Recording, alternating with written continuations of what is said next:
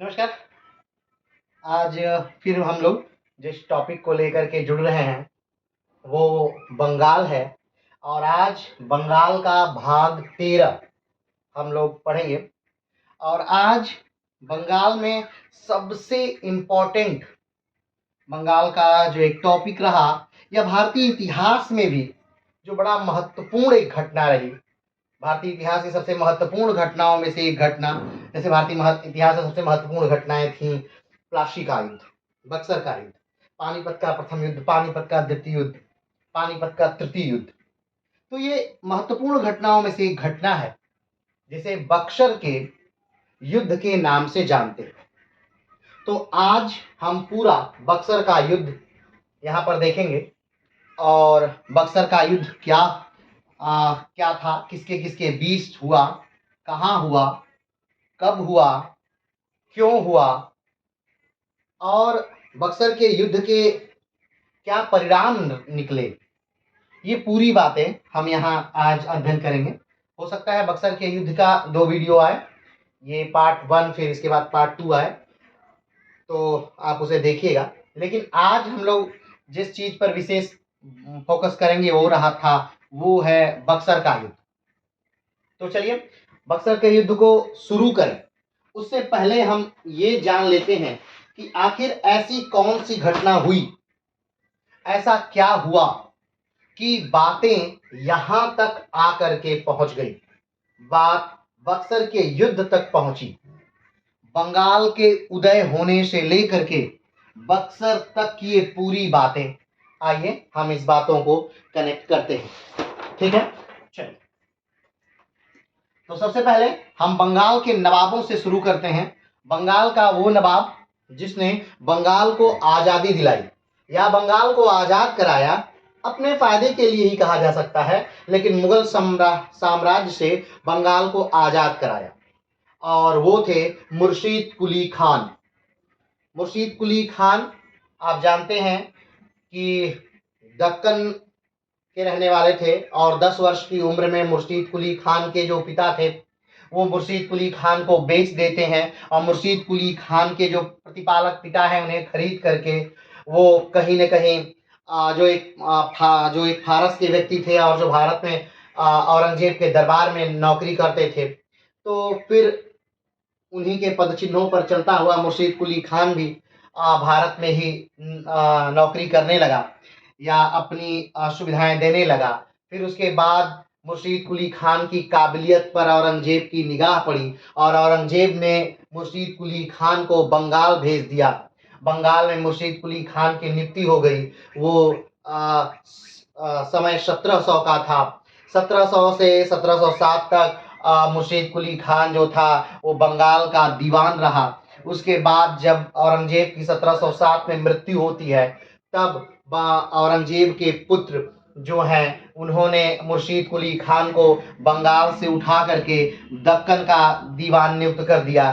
धीरे धीरे चीज़ें बदलती रहीं और एक समय आया जब भारतीय बादशाह फर्रुखशियर था और फर्रुखशियर ने मुर्शीद कुली खान को बंगाल का दीवान नियुक्त कर दिया। ये समय 1717 का था। मुर्शीद कुली खान ने धीरे धीरे अपनी काबिलियत के दम पर बंगाल को आज़ाद कराया, लेकिन ध्यान रखिएगा कभी भी बंगाल ने स्वतंत्र रूप से अपने स्वतंत्र होने की कोई घोषणा नहीं की। हाँ, बंगाल पूरी अपनी अर्थव्यवस्था अपने तक समेट रखा था, लेकिन बंगाल ने कभी ये नहीं कहा मुगलिया सल्तनत से कि मैं स्वतंत्र हूँ, मैं तुम्हारा अब अभिन्न अंग नहीं हूँ।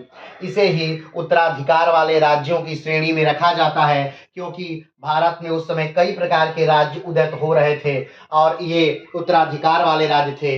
इसी प्रकार के जो और राज्य थे भारत में वो थे बंगाल, अवध और हैदराबाद। ये तीनों ऐसे राज्य थे जिन्होंने कभी स्वतंत्र रूप से नहीं कहा कि मैं आज़ाद हूँ, लेकिन हाँ, वो धीरे धीरे अब आज़ाद हो चुके थे। वो अपनी अर्थव्यवस्था खुद से चला रहे थे, लेकिन ज़रूरत पड़ने पर वो सहायता कर रहे थे। किसकी?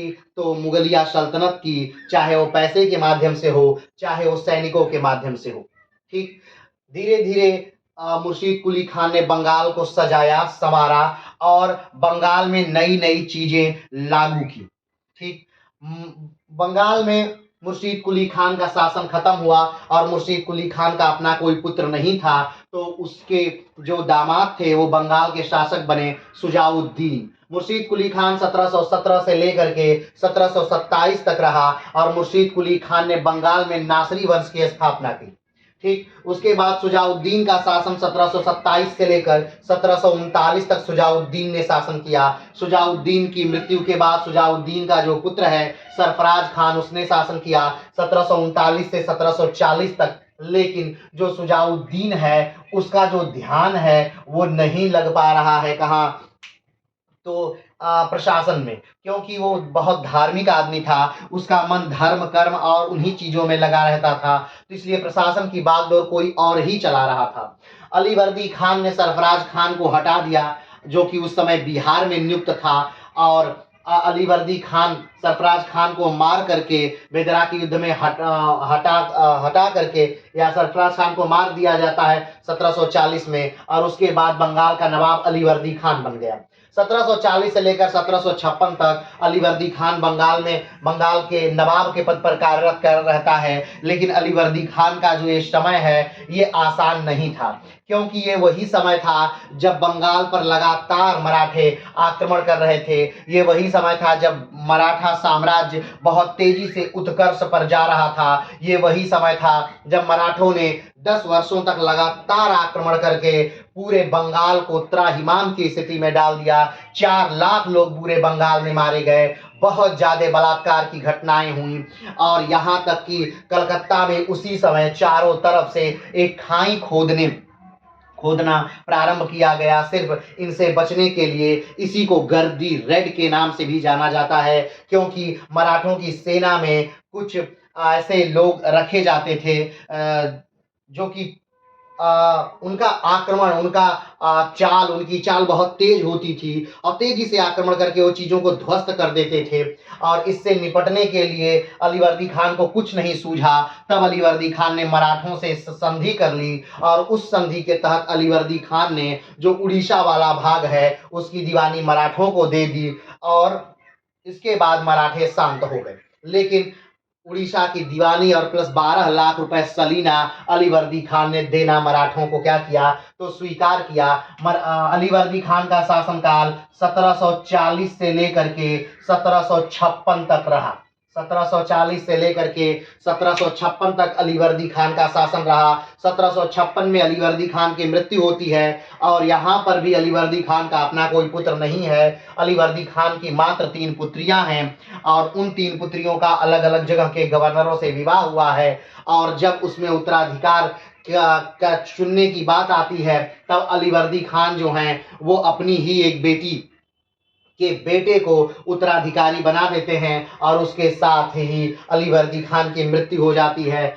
अलीवर्दी खान ने जिसे बंगाल का नवाब बनाया वो सिराजुद्दौला था। सिराजुद्दौला के बारे में इतिहासकार कहते हैं कि वो बहुत ही कम उम्र का था, यानी मात्र 18 वर्ष का था, और कहा जाता है कि वो मानसिक रूप से भी स्वस्थ व्यक्ति नहीं था, क्योंकि उसे नाव पर बैठा करके लोगों को, डूबती नाव को देखने में बड़ा मजा आता था, लोगों को डूबना देखने में उसे बड़ा मजा आता था। इसलिए कहा जा सकता है कि सिराजुद्दौला अलीवर्दी खान की जो वसीयत थी या जो साम्राज्य था उसे चला पाने में सक्षम नहीं था, क्योंकि अलीवर्दी खान जो हैं एक बहुत ही योग्य व्यक्ति हैं। चाहे वो अलीवर्दी खान की बात करें, चाहे मुर्शीद कुली खान की बात करें, ये बहुत ही योग्य व्यक्ति थे जिन लोगों ने बंगाल को अस्तित्व में लाया और बंगाल को एक नई पहचान दिलाई।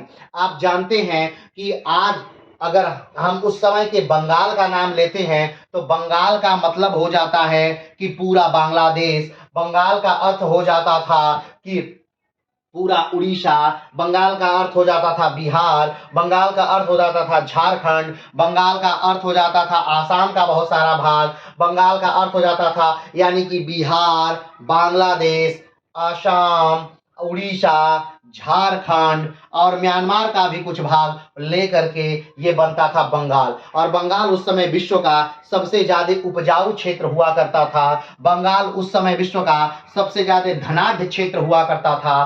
बंगाल में उस समय विश्व के सबसे बड़े और धनी शहर हुआ करते थे। इसलिए बंगाल की वैल्यू उस समय विश्व में कहीं ज्यादा थी। आप बस इस बात से अनुमान लगा सकते हैं कि विश्व में उस समय एशिया में जितने भी व्यापार होते थे उसका 60% जो व्यापार था वो अकेले बंगाल से ही होता था।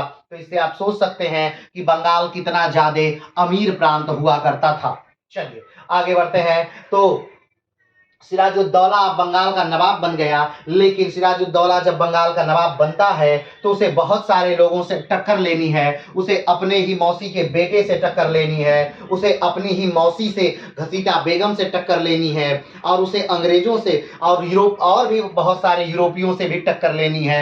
इन सारी चीज़ों से उसे निपटना है और धीरे धीरे पहले वो अपनी मौसी को निपटाता है, उनको कैद में डालता है, फिर उसके बाद अपने मौसी के बेटे को निपटाता है, उनको मार देता है। लेकिन जब वो अपनी मौसी के बेटे से लड़ रहा था, बताइएगा कि उसके मौसी के बेटे का क्या नाम था और उस समय वो अपने मौसी के बेटे से कहाँ लड़ रहा था, जिसका लाभ उठाकर अंग्रेज क्या करते हैं तो कलकत्ता को जीत लेते हैं। कलकत्ता को छुड़ाने के लिए जो सिराजुद्दौला है वो अपनी सेना के साथ कलकत्ता में प्रवेश करता है और कलकत्ता की दीवार को गिरा करके यानी फोर्ट विलियम की दीवार को गिरा कर वहीं पर अपनी सभा लगाता है और कलकत्ता का नाम बदल करके अली नगर रखा जाता है। और फिर उसी समय घटित होती है, ये घटना है 1756 की, और उसी समय घटित होती है जब वह कलकत्ता में पहुंचता है, उसी दिन घटित होती है एक घटना जिसे ब्लैक होल के नाम से जाना जाता है। कहा जाता है कि एक बहुत छोटे कमरे में 146 लोगों को भर दिया गया, जिसमें से लगभग सारे लोग मर गए, मात्र 23 लोग जीवित बचे थे। जो 23 लोग जीवित बचे उसमें एक हॉलवेल था, और हॉलवेल ने अपनी पुस्तक में इस पूरी घटना का बकायदा विवरण दिया है कि किस प्रकार से उस रात पूरी तरह से लोग तड़प तड़प के उस छोटे से कमरे में मरे, क्योंकि वो छोटा जो कमरा था मार से 3 से 4 लोगों के लिए रहने के लिए बना था, और उसमें 146 लोगों को जब ठूंसा गया तो किस प्रकार से उनकी मौतें हुई। जब अंग्रेजों को पता चला कि या कंपनी को जब पता चला कि कलकत्ता जीत लिया गया है तो कंपनी बहुत परेशान हुई, क्योंकि उस समय कंपनी जो थी वो कर्नाटिक वार में यानी दक्षिण में कर्नाटक में नहीं कर्नाटिक वार में उलझी हुई थी। और वहां से 2 लोगों को भेजा जाता है कलकत्ता को वापस पाने के लिए, एक रॉबर्ट क्लाइव को स्थल मार्ग से और दूसरा वाटसन को जल मार्ग से भेजा जाता है। दोनों लोग वहां से यानी दक्षिण भारत से आते हैं ऊपर की तरफ यानी बंगाल में, और धीरे धीरे जो सिराजुद्दौला है उनके सारे सहयोगियों को अपनी तरफ मिलाते हैं। खास तौर पर सिराजुद्दौला का जो सेनापति है जिसका नाम मीर जाफर है उसको अपनी तरफ मिलाया जाता है, और भी बहुत सारे उनके दुश्मनों को अपनी तरफ मिलाया जाता है, और मिला करके एक युद्ध की परिकल्पना की जाती है।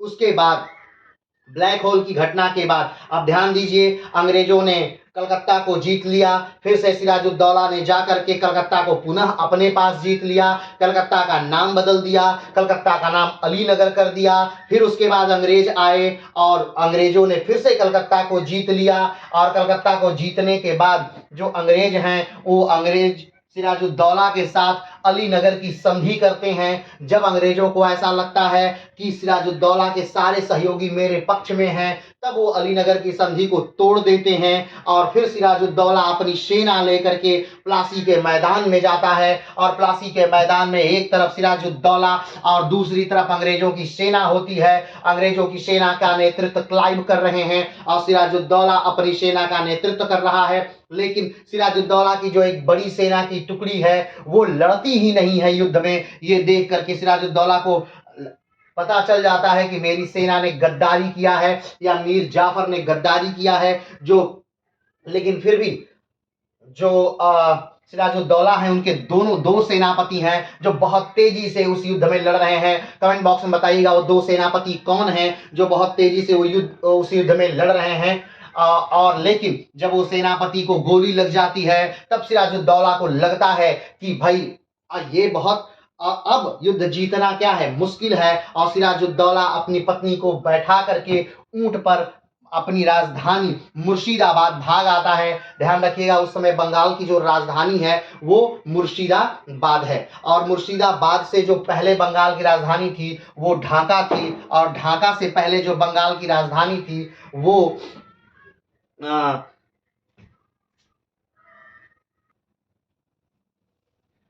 तो बंगाल की जो राजधानी है वो राजमहल है। राजमहल से फिर बंगाल की राजधानी ढाका आती है। ढाका से बंगाल की राजधानी मुर्शिदाबाद आती है। और मुर्शिदाबाद से जो बंगाल की राजधानी है वो बाद में फिर मुंगेर बदल दी जाएगी।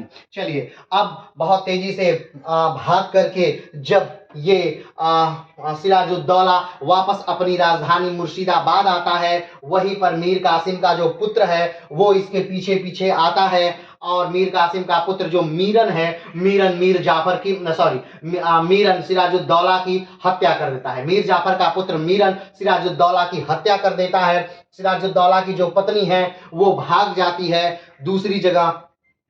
ठीक है, चलिए आगे बढ़ते हैं। सिराजुद्दौला की हत्या हो गई।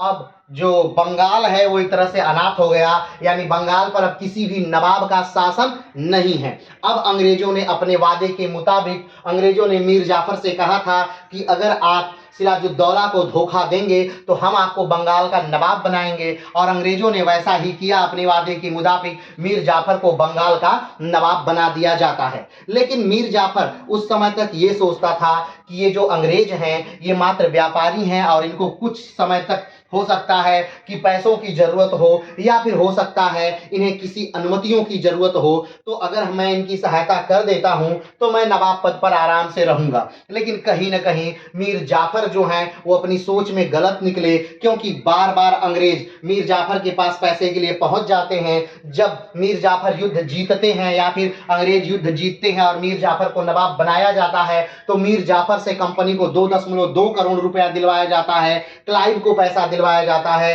कंपनी के सिपाहियों को पैसा दिलवाया जाता है और भी बहुत ज्यादा पैसा कहीं ना कहीं दिलवाया जाता है, जिससे कहीं ना कहीं बंगाल का जो राजकोष है वो खाली हो जाता है। और जो बहुत सारे लोग हैं यानी जो बहुत सारे जागीरदार हैं वो विद्रोह एक तरह से करने लगते हैं, क्योंकि राष्ट्र के प्रति अंग्रेजों का उस समय कोई कर्तव्य था नहीं। राज्य के प्रति, अपने राज्य के प्रति कोई कर्तव्य था नहीं। उनको मात्र अपने धन से मतलब है, लुटाही से मतलब है। क्योंकि जीतने के बाद अंग्रेज स्वयं अगर चाहते तो बंगाल की नवाबियत अपने पास रख लेते और बंगाल का पूरा सारी व्यवस्था अपने हाथ में रहते, लेकिन अंग्रेजों ने ऐसा नहीं किया। वो व्यापारी ही बने रहे और किसी एक प्यादे को बैठा करके राज्य काज चलाना चाह रहे थे।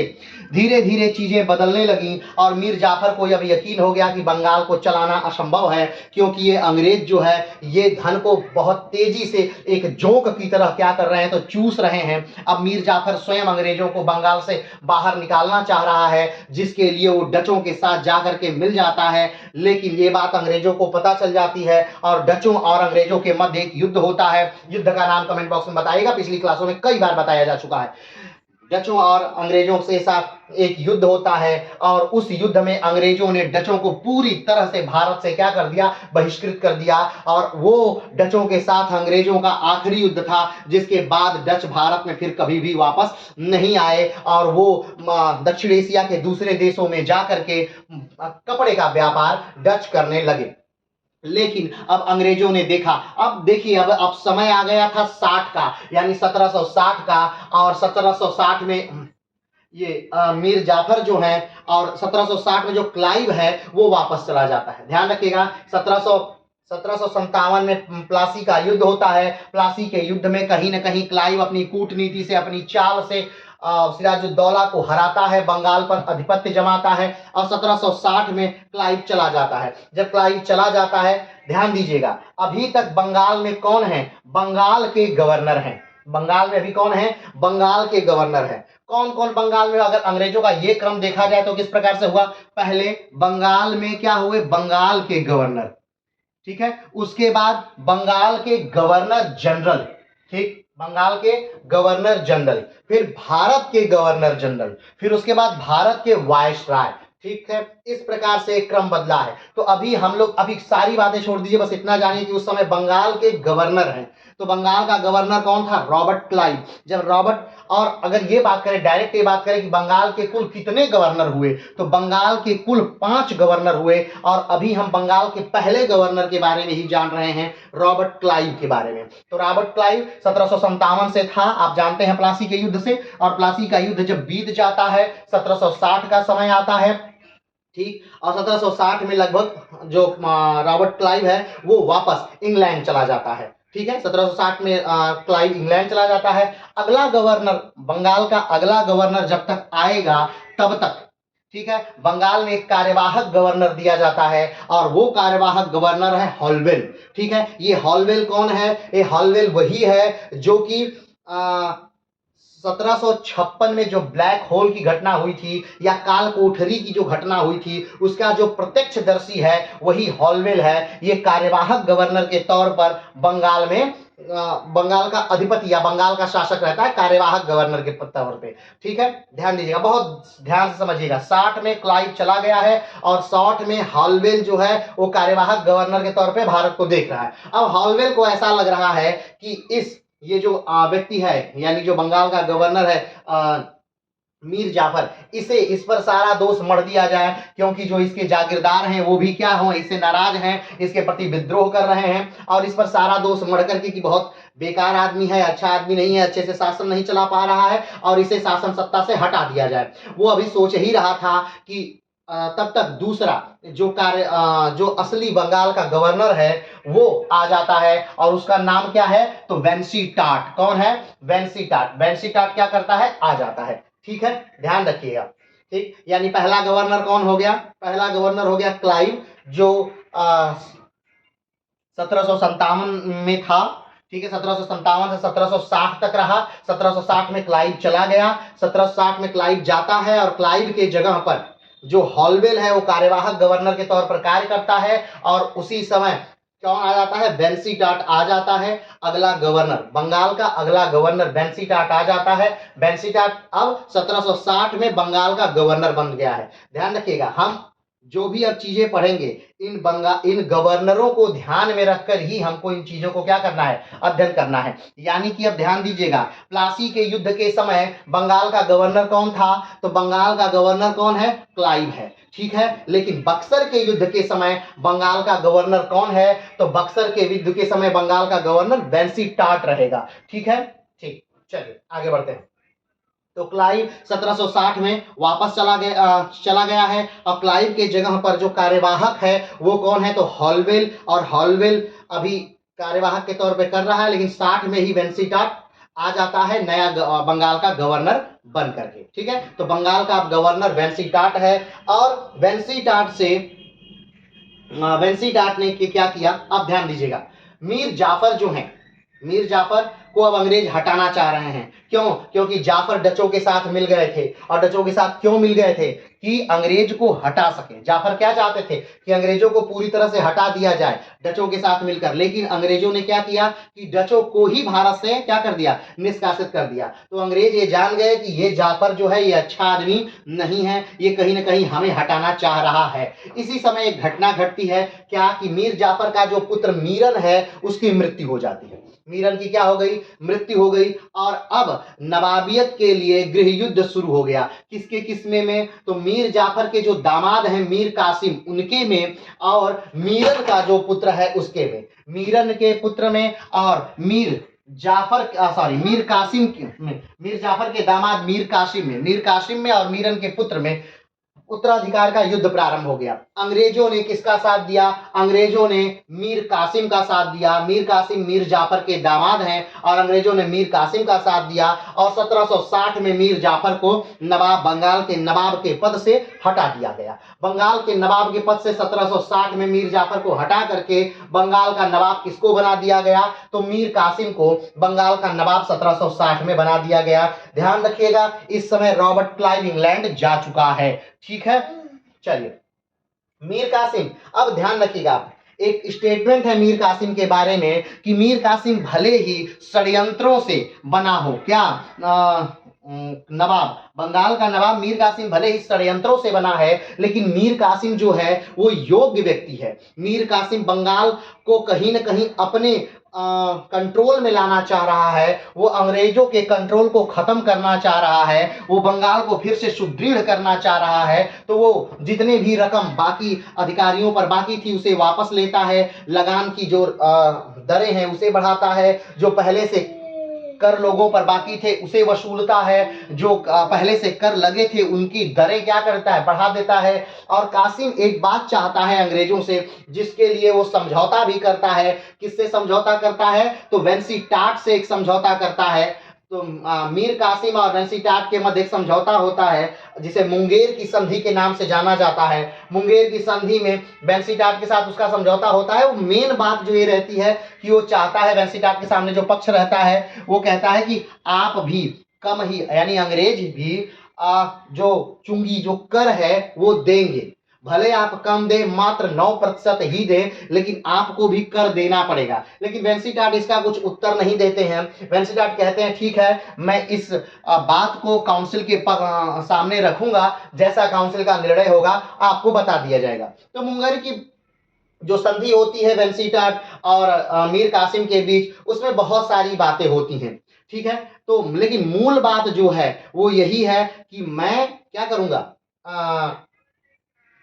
आपको भी देना होगा। क्या देना होगा? आपको भी कर देना होगा, आपको भी चुंगी देनी होगी, जैसे बाकी व्यापारी दे रहे हैं। क्योंकि कासिम जानता था कि ये अंग्रेज खुद तो चुंगी नहीं दे रहे हैं, ऊपर से जो दस्तखत जारी करने का मतलब होता है कि जब फरुखसियर का शासन था और फरुखसियर एक घाव से पीड़ित था, उस समय एक अंग्रेजों का दल आता है फरुखसियर के दरबार में और फरुखसियर को ठीक कर देता है। फरुखसियर उस बात से प्रसन्न है और अंग्रेजों को अधिकार दे देता है कि ठीक है, आप जाइए, बंगाल में आप व्यापार कर सकते हैं, मात्र 3000 की रुपए राशि को यहाँ पर दिल्ली में जमा करके आप बंगाल में क्या कर सकते हैं, व्यापार खूब कर सकते हैं।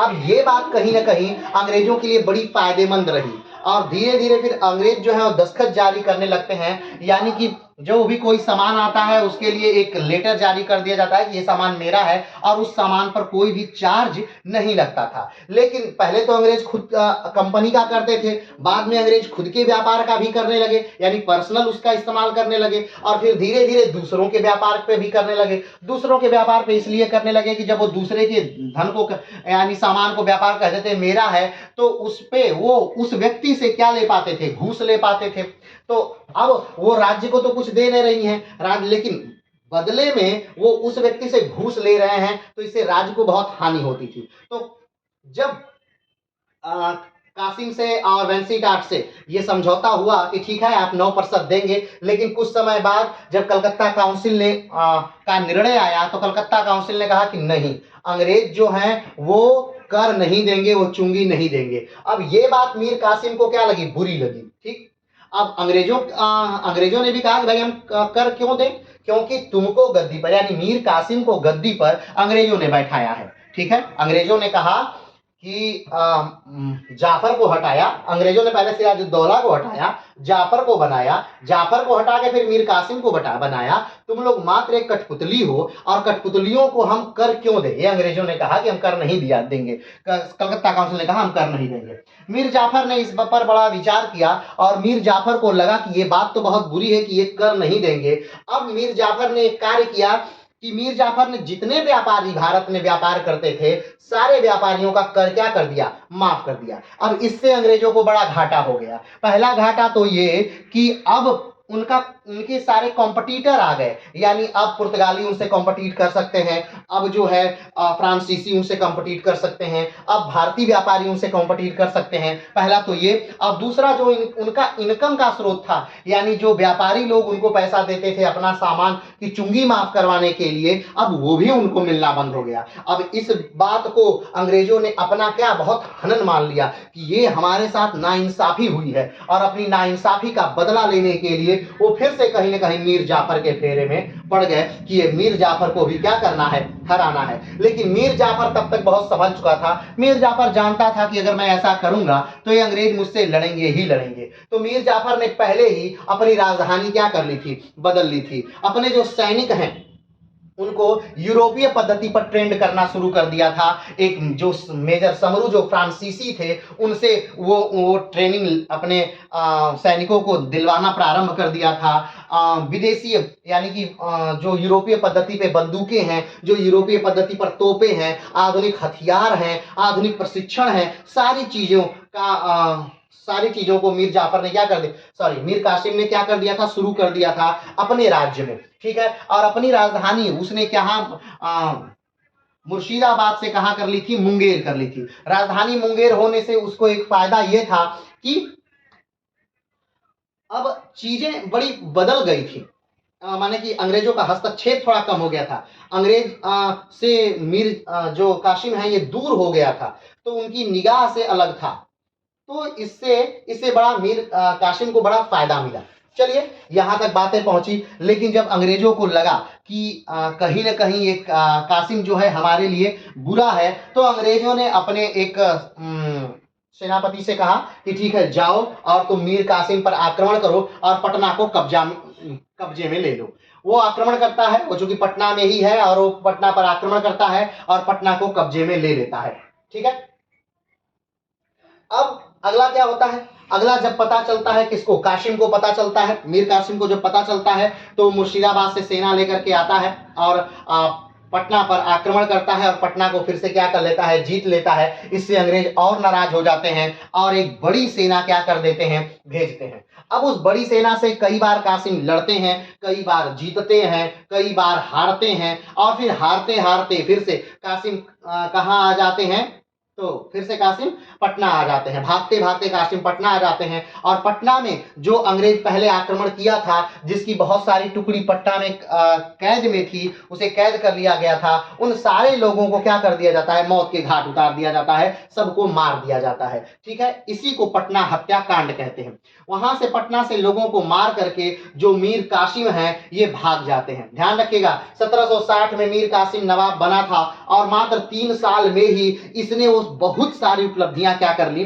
हासिल की। अगर कहा जाता है अगर और समय इसे मिलता तो हो सकता है अंग्रेजों को हराने में क्या हो जाता, सफल हो जाता। चलिए आगे बढ़ते हैं। अब ये यहां से भागते हैं, पटना से भागते हैं, और पटना से भाग करके फिर कहां जाते हैं, तो अवध जाते हैं। अब ध्यान रखिए, 1763 में पटना से भागते हैं और भाग करके अवध जाते हैं। अवध में जाकर के शरण लेते हैं और अवध से मदद की मांग करते हैं कि आप हमें साथ दीजिए और हम आक्रमण करेंगे कहां, अंग्रेजों पर। ठीक है, और उस समय यानी 1763 में ही बंगाल का फिर से नवाब बना दिया जाता है, किसको, मीर जाफर को। वही मीर जाफर जो 1757 में नवाब बनाया गया था प्लासी के युद्ध के बाद, और जिसे 1760 में हटा करके मीर कासिम को बना दिया गया था नवाब, उसी मीर जाफर को फिर से 1763 में मीर जाफर को फिर से बंगाल का नवाब बना दिया जाता है। ठीक है, अब यहां तक बात आ गई है। अब इसके बाद की जो बातें होंगी वो हम पढ़ेंगे आज के वीडियो में, कि किस प्रकार से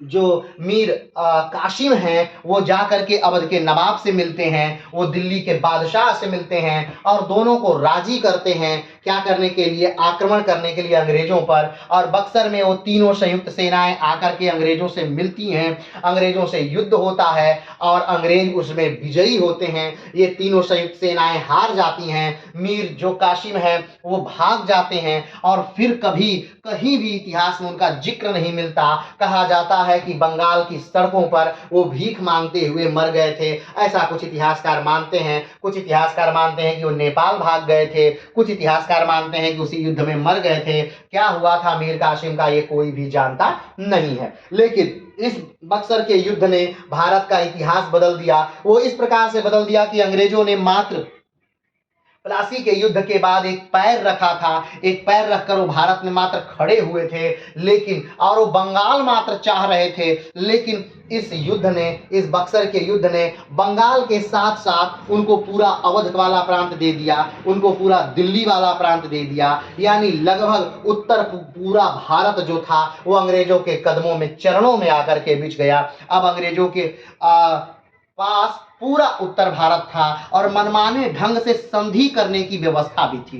ठीक है, क्योंकि ये युद्ध होता है 1764 में, लेकिन ये इस युद्ध पर जो संधि होती है, जिसे इलाहाबाद की संधि के नाम से जानते हैं, वो होती है 1765 में। 10 महीने की अंतराल गैप के बाद ये संधि होती है। इसका एक और कारण था, क्योंकि अंग्रेजों को विश्वास ही नहीं था कि वो बक्सर का युद्ध जीत जाएंगे, और जब बक्सर का युद्ध अंग्रेज जीत जाते हैं तो उनके समझ में ही नहीं आता कि आखिर वो इन लोगों से क्या संधि करें, किस बात की संधि करें, क्या वो शासन करें या इनसे कुछ ले लें, क्या करें, उन्हें समझ में नहीं आता रहा था। इसलिए अपने समय के सबसे बड़े राजनीतिक कूटनीतिज्ञ व्यक्ति रॉबर्ट क्लाइव को चिट्ठी लिख करके कंपनी बुलाती है, और रॉबर्ट क्लाइव को जो समय आने में लगता है उतने समय बाद ये संधि होती है, और संधि होती है 10 महीने बाद, और इसी संधि को इलाहाबाद की संधि के नाम से जाना जाता है। ये संधि जो है वो 2 से 3 चरणों में होती है। एक चरण में अवध के नवाब के साथ होती है, दूसरा जो चरण है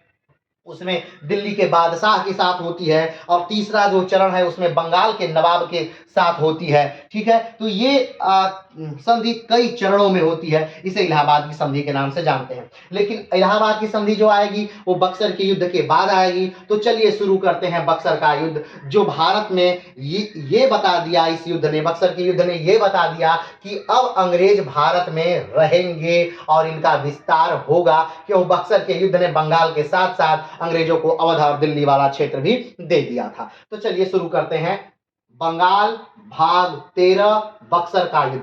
तो पहली बात कि बक्सर का जो युद्ध है वो कब हुआ था, तो बक्सर का युद्ध 22 अक्टूबर 1764 को हुआ था।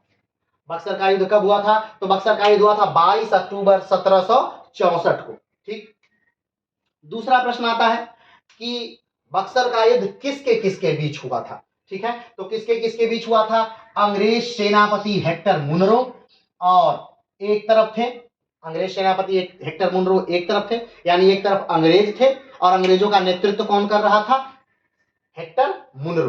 ठीक है, एक तरफ कौन था, अंग्रेज थे, और दूसरी तरफ कौन है, दूसरी तरफ है शाह आलम, यानी शाह आलम द्वितीय, दिल्ली के बादशाह। अब शाह आलम का तो हाल इस तरह था कि दिल्ली से पालम तक ही जगह जो क्षेत्र था वही इनके कब्जे में था। अगर ध्यान से देखा जाए तो शाह आलम के पास वास्तविक में कोई शक्ति नहीं थी, ये खुद अपने संरक्षण के लिए आकर के अवध में डटे हुए थे, अवध के और नवाब के ऊपर आश्रित थे। ये क्या ही युद्ध लड़ेंगे, लेकिन फिर भी अब चूंकि ये युद्ध में शामिल हैं तो भाई नाम तो है कि शाह आलम द्वितीय भी युद्ध में थे। चलिए कोई बात नहीं। तो एक तरफ अंग्रेजी सेना थी, अंग्रेजी सेना का नेतृत्व कर रहे हैं हेक्टर मुनरो, और दूसरी तरफ थे शाह आलम दिल्ली के बादशाह। कौन है, शाह आलम दिल्ली के बादशाह, और कौन है, मीर कासिम बंगाल का नवाब। कौन है, मीर कासिम बंगाल का नवाब, और कौन है, सुजाउद्दौला अवध के नवाब। चूंकि मीर कासिम अब बंगाल के नवाब है नहीं, क्योंकि मीर कासिम ज्यों पटना से भागते हैं और भाग करके फिर अवध की तरफ आते हैं, उस समय अंग्रेजों ने बंगाल का जो नवाब है वो मीर जाफर को फिर से बना दिया था, यानी इन्हीं के ससुर जी को फिर से बंगाल का नवाब बना दिया गया, ये अब बंगाल के नवाब है नहीं।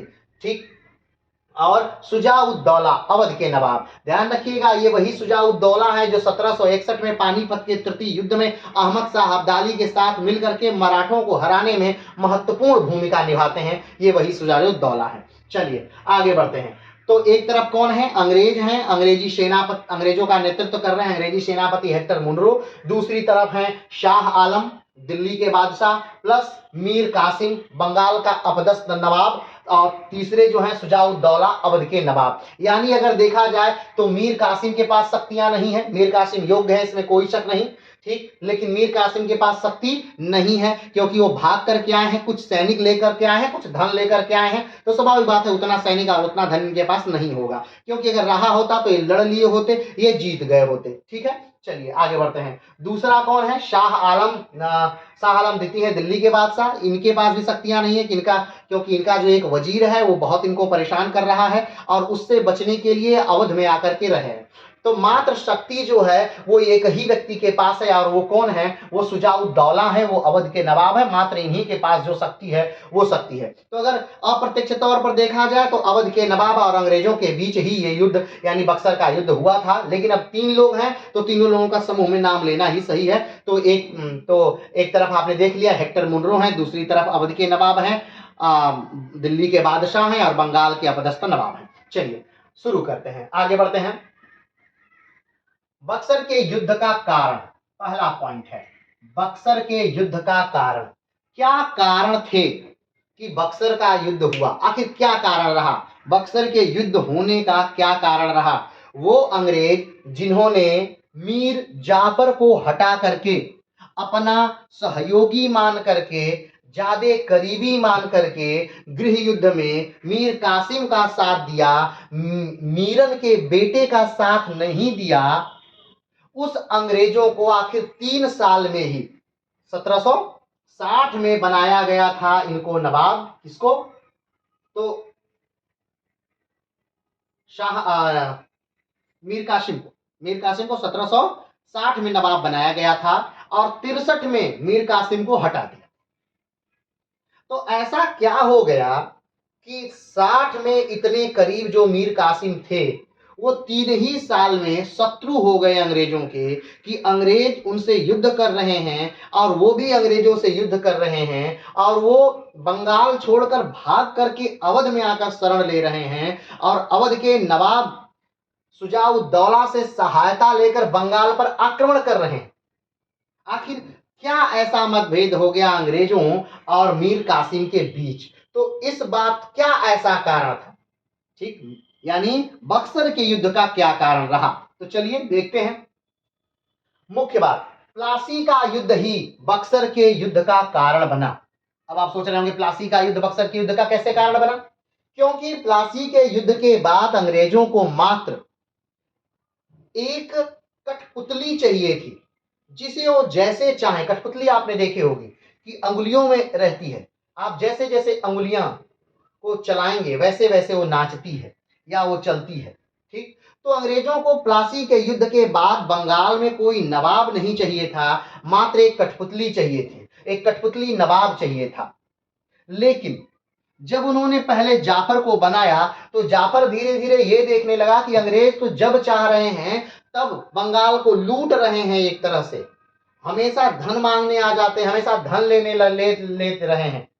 तो जो मीर जाफर है वो डचों के साथ मिलकर अंग्रेजों को निकालने के लिए सोचता है, लेकिन ये बात अंग्रेजों को पता चल जाती है, अंग्रेजों से डचों से युद्ध होता है, और डच क्या निकालेंगे अंग्रेजों को? अंग्रेज स्वयं डचों को निकाल देते हैं भारत से। ठीक, और फिर अंग्रेज देख लेते हैं कि ये आदमी कठपुतली नहीं बनने लायक है, यानी मीर जाफर कठपुतली बनने लायक नहीं है। फिर भी मीर जाफर 3 साल तक शासन कर लिया, और फिर वही शासन यानी 3 साल तक ही फिर दूसरा मीर कासिम भी 3 साल तक ही शासन करते हैं। 57 से 60 तक मीर जाफर और 60 से 63 तक मीर कासिम। फिर वो मीर कासिम का साथ देते हैं, मीर कासिम को नवाब बनाया जाता है। लेकिन मीर कासिम तो मीर जाफर से ज्यादा योग्य है, ये अपनी राजधानी बदल देता है, अंग्रेजों से कर की मांग करता है, जो प्रांत अंग्रेजों को दे दिए थे। यानी मीर कासिम को नवाब क्यों बनाया गया? क्योंकि पहले से अंग्रेजों ने फिक्स किया कि ठीक है ये फला फला फला फला प्रांत जो है आप हमें दे देंगे। कमेंट बॉक्स में बताइए कौन कौन प्रांत देने की बात हुई थी। वो हमें इस प्रांत का भाग, बंगाल का ये सारा भाग आप हमें क्या कर देंगे? दे देंगे। पहले से बात हो चुकी है। मीर कासिम ने कहा ठीक है, और जब मीर कासिम नवाब बन जाता है तो कहता है कि भाई जब जो मैंने दिया था तुमको प्रांत का वो भाग वो दे दीजिए हमको, वो वापस करिए। वो मांगने लगा। ठीक, तो वो तो ज्यादा योग्य निकला मीर जाफर से, और अंग्रेजों को ये नहीं चाहिए था। अंग्रेजों को तो मात्र एक कठपुतली चाहिए था, कोई योग्य सेनापति नहीं चाहिए था, कोई योग्य व्यक्ति नवाब नहीं चाहिए था, मात्र एक सेनापति चाहिए, मात्र एक कठपुतली चाहिए था। और मीर जाफर पहले कठपुतली नहीं निकला, और मीर कासिम भी अब कठपुतली नहीं निकल पा रहा है, वो कठपुतली की तरह नाच नहीं रहा है। तो अब अंग्रेजों को लगा कि नहीं, मीर जाफर को जिस प्रकार से हमने हटाया, सिराजुद्दौला को जिस प्रकार से हमने हटाया, उसी प्रकार से मीर कासिम को भी नवाब के पद से हटा देना। तो 1763 में नवाब के पद से इनको भी किसी तरह हटा ही दिया जाता है कासिम। तो ये भी एक कारण था युद्ध का, ये भी एक कारण था कि अंग्रेजों को एक कठपुतली चाहिए था, कोई योग्य व्यक्ति नहीं। चलिए अगला देखते हैं। अंग्रेजों द्वारा शाह आलम को मुगल सम्राट मानने के लिए विवश करना। ठीक, अंग्रेजों ने कहा कि भाई साहब शाह आलम द्वितीय जो हैं उनको आप मुगल बादशाह मानिए। अब आप सोच रहे होंगे तो क्या ये मुगल बादशाह नहीं है? मुगल बादशाह तो ये मान ही रहे थे, लेकिन बंगाल अब स्वतंत्र प्रांत था, वो अपने डिसीजन स्वयं लेता था। ठीक, और अगर वो बात मान रहा है मुगल बादशाह की, तो मुगल बादशाह से तो कुछ भी कहलवा दे अंग्रेज, और कहीं न कहीं मुगल बादशाह से एक तरह से परमिशन लेकर ही वो मुगल बादशाह के नाम का सिक्का छाप रहे थे, और जिससे क्या हो रहा था, ये बहुत परेशान हो रहा था, मीर कासिम बहुत परेशान था। तो ये भी एक कारण था कि अंग्रेजों ने कहा कि मीर जो शाह आलम है यही दिल्ली के बादशाह जो हैं, और इन्हीं को आप अपना बादशाह मानेंगे। तो ये भी एक कारण था। अगला करते हैं। अंग्रेजों द्वारा शाह आलम के नाम से सिक्के जारी करना, इससे मीर कासिम की स्थिति कमजोर हुई तथा उसकी प्रतिष्ठा को आघात पहुंचा। अंग्रेजों ने क्या कर दिया? अंग्रेजों ने शाह आलम द्वितीय के नाम से सिक्के जारी करना प्रारंभ कर दिया। अब कोई राज्य है, वहां का कोई राजा है, और उस राजा के मुद्रा के विपरीत, उस राजा के द्वारा छापी गई मुद्रा के विपरीत आप अपनी मुद्रा छापना शुरू कर दें। अब ये उसी प्रकार है कि जैसे ये भारत देश है और इसमें एक कोई विदेशी कंपनी आए और वो विदेशी कंपनी अपनी मुद्रा स्वयं जारी करने लगे। वो कहे कि नहीं, भारतीय मुद्रा हम नहीं जारी करेंगे, हम अपनी मुद्रा स्वयं जारी करेंगे। तो आप सोचिए कि भारतीय सरकार जो है उसे कितना घाटा होगा और उसकी प्रतिष्ठा को कितना बड़ा ठेस पहुंचेगा कि उसी के देश में कोई बाहरी व्यक्ति आकर के अपनी मुद्रा जारी कर रहा है और जबरदस्ती की बात कर रहा है। ये उसी प्रकार का था। शाह आलम द्वितीय के नाम पर अंग्रेजों ने अपनी मुद्रा छापना शुरू कर दिया, और जिसकी वजह से मीर जाफर को या बंगाल को बहुत घाटा हुआ, और मीर जाफर के प्रतिष्ठा पर भी तो ठेस पहुंचा कि भाई आप बंगाल के नवाब हैं और आपकी नवाबियत में बंगाल के अंदर कोई विदेशी मुद्रा जारी कर रहा है, कोई दूसरी मुद्रा जारी कर रहा है और आप कुछ नहीं कर पा रहे हैं। तो ये एक प्रकार की बुरी बात है, प्रतिष्ठा को ठेस है। तो ये भी एक युद्ध का कारण था, ये भी अंग्रेजों के प्रति मीर जाफर को उकसाने वाली बात थी। ठीक, आगे बढ़ते हैं। मीर कासिम द्वारा कंपनी के कर्मचारियों द्वारा किए जाने वाले निजी व्यापार का विरोध करना। अब ध्यान दीजिए, कंपनी दस्तखत जारी करके यानी लेटर जारी करती थी कि भाई ये मेरा सामान है, और उस पर कोई चुंगी या कर नहीं लगता था। ठीक, और वो सामान पास हो जाया करता था। लेकिन जो कंपनी के कर्मचारी हैं वो अपना पर्सनल व्यापार करने लगे थे, वो भी बहुत ढेर सारा सामान खरीदने लगे थे और उस पर भी दस्तखत जारी करवाना शुरू कर दिए थे या जारी करना शुरू कर दिए थे, और उस पर भी कोई चुंगी नहीं लग रहा था। तो इसका विरोध मीर कासिम ने किया, कहा कि नहीं, ये जो शर्त हुई थी, ये बात जो हुई कही गई थी फर्रुखसियर द्वारा भी अगर कही गई है, ये बात तो ये मात्र कंपनी के लिए कही गई है, ये पर्सनल किसी सैनिक के लिए नहीं कही गई है या कंपनी के बड़े अधिकारियों कर्मचारियों के लिए भी ये बात नहीं कही गई है। ये मात्र कंपनी के लिए बात कही गई है कि कंपनी का व्यापार कर मुक्त होगा, ना कि कर्मचारियों का, अधिकारियों का, सैनिकों का या कंपनी के किसी भी व्यक्ति का। इसका विरोध कासिम ने करना प्रारंभ कर दिया और अंग्रेजों को ये बुरा लगने लगा, क्योंकि अब हर अंग्रेज तो अपना व्यापार अलग कर रहा था। जिस प्रकार से आज आप कंपनी में कार्य करते हैं तो कितना मनोयोग से कंपनी के लिए कार्य करते हैं वो आप भी जानते हैं। ठीक, तो उसी प्रकार कंपनी के लिए कार्य हो रहा था, कंपनी के लिए लोग कार्य कर रहे थे। अब सोचिए उतनी बड़ी कंपनी घाटे में चल रही थी, ईस्ट इंडिया कंपनी घाटे में चल रही थी। ये बार बार जो एक्ट आने लगे थे, रेगुलेटिंग एक्ट आने लगे थे, क्यों आने लगे थे? आप देखेंगे जैसे जैसे हम आगे पढ़ना शुरू करेंगे, ये जो कंपनी है ब्रिटिश ईस्ट इंडिया कंपनी है, ये बार बार जा करके इंग्लैंड में बैंकों से लोन मांग रही है कि भाई हमें लोन दे दीजिए। तो वहां की जो सरकार है, वहां का जो पार्लियामेंट है, वो कह रहा है कि भाई ये तुम्हारे जो कर्मचारी हैं ये हिंदुस्तान में जा रहे हैं और इतने अमीर हो के आ रहे हैं कि जब ये ब्रिटेन में आ रहे हैं, जब क्लाइव ब्रिटेन में गया तो इतना अमीर हो गया था, ब्रिटेन के सबसे अमीर आदमियों में से एक आदमी हो गया। तो कह रहे हैं कि तुम्हारे छोटे से कर्मचारी इंडिया जाते हैं और इतना अमीर होके आ जाते हैं और तुम कंपनी घाटे में जा रहे हो, ये कैसे हो सकता है? यानी कुछ तो घोलमाल है, कुछ तो कचरा है। तो वही है कि जो कंपनी थी, कंपनी के सारे लोग अपना अपना पर्सनल व्यापार करने लगे थे। तो इसका विरोध कौन कर किया? इसका विरोध मीर कासिम ने किया, और मीर कासिम के विरोध से अंग्रेज क्या हो गए? गुस्सा हो गए। तो ये भी एक कारण था बक्सर के युद्ध का। चलिए आगे बढ़ते हैं। अंग्रेजों द्वारा व्यापारिक सुविधाओं के दुरुपयोग ने मीर कासिम के प्राधिकार और प्रभुसत्ता को चुनौती दी। व्यापारिक सुविधाओं के दुरुपयोग ने, अंग्रेजों द्वारा व्यापारिक सुविधाएं, जो व्यापारिक सुविधाएं थी, अंग्रेज का बेहतरीन दुरुपयोग कर रहे थे। यानी कि अब को हर अंग्रेज अपने आप को बंगाल का नवाब ही समझ रहा था। ठीक, हर अंग्रेज को ऐसा लग रहा था कि वो बंगाल का क्या है, नवाब है।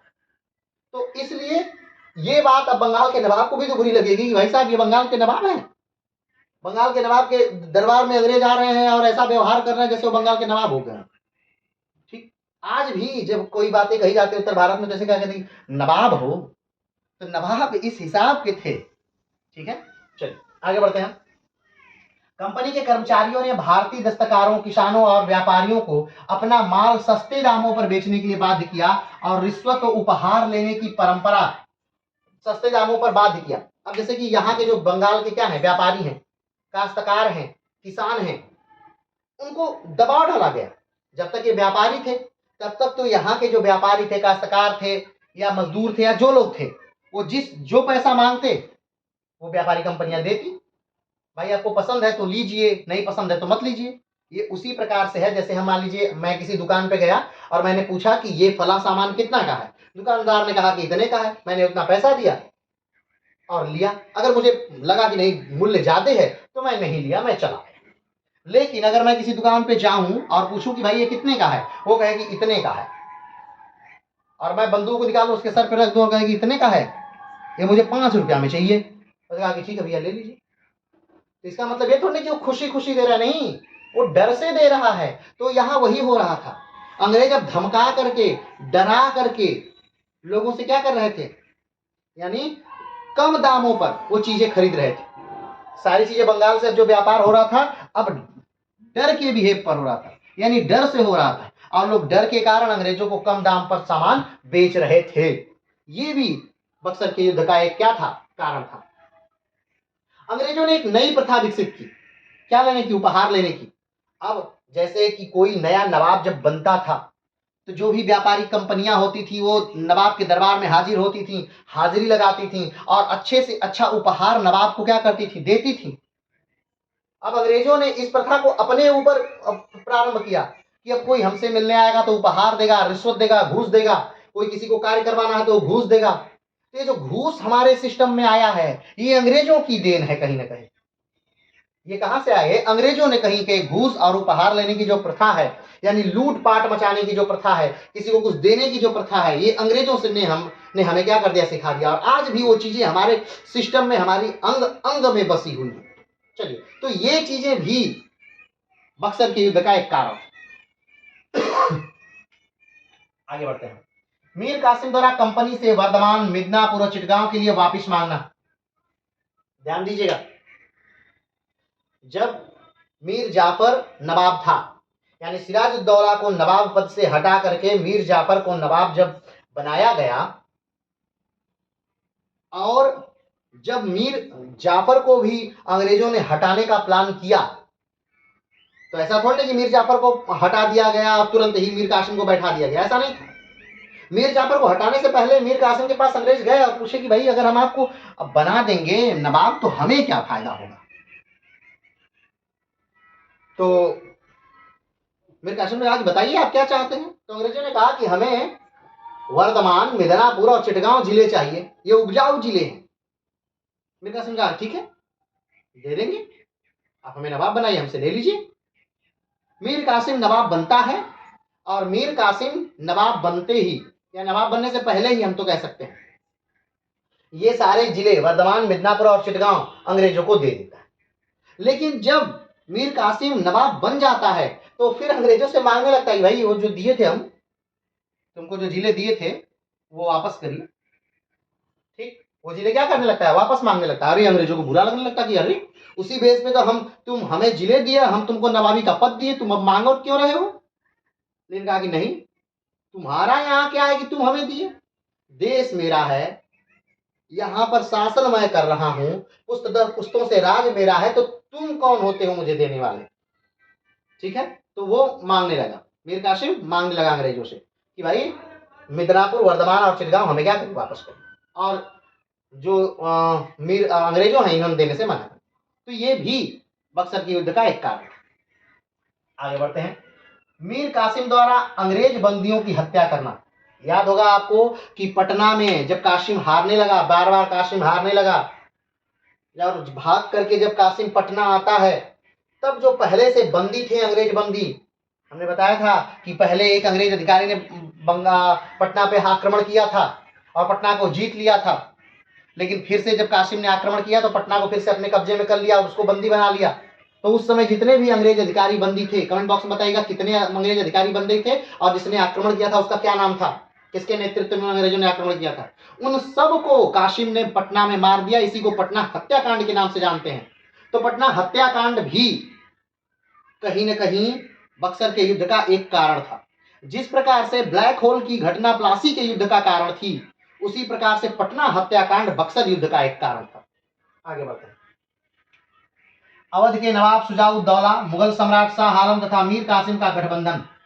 जब ये यानी कि मीर कासिम जब अवध आ गए, तो ऐसा नहीं कि अवध आए और तुरंत इनको शुजाउद्दौला मिल गया, शुजाउद्दौला ने कहा कि अरे भाई साहब आप आ गए, बड़ा मेहरबानी किया, ऐसा कुछ नहीं हुआ। ये आए, अवध आए, सिराजुद्दौला ने ध्यान भी नहीं दिया। शुजाउद्दौला ने वो 3 महीने बाद फरवरी में आकर इनसे मिला। उसके बाद कुछ बातें हुई, इन्होंने कहा कि साथ दीजिए, उसने कहा कि ठीक है, क्योंकि वो भी चाहता था कि उसका भी प्रभुत्व बंगाल में पहुंचे और शाह आलम द्वितीय भी चाहता था कि बंगाल उसके कब्जे में रहे, इसलिए लोगों ने साथ दिया। तो अब जब इन 3 त्रिगुट बन गया, यहां पर 3 लोगों ने अपना गठबंधन बना लिया, तो भी ये भी एक कारण था। अंग्रेजों ने कहा कि अरे तो 3 लोग आपस में मिल गए और तीनों आपस में मिलकर कहीं ना कहीं हमें आक्रमण करेंगे, ये मिल ही इसीलिए रहे ताकि आक्रमण कर सके। तो ये भी बक्सर के युद्ध का एक कारण था। तो ये सारी घटनाएं क्या थी, बक्सर के युद्ध का कारण थी। ठीक, तो पहला पॉइंट, बक्सर का युद्ध कब हुआ, तो 22 अक्टूबर 1764 में बक्सर का युद्ध हुआ।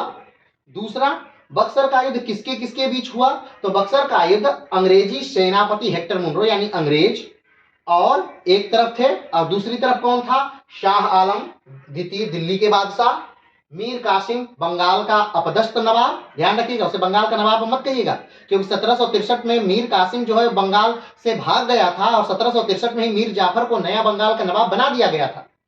ठीक, और तीसरा शुजाउद्दौला अवध का नवाब। ठीक, तो पहली बात, बक्सर का युद्ध कब हुआ, क्लियर हो गया।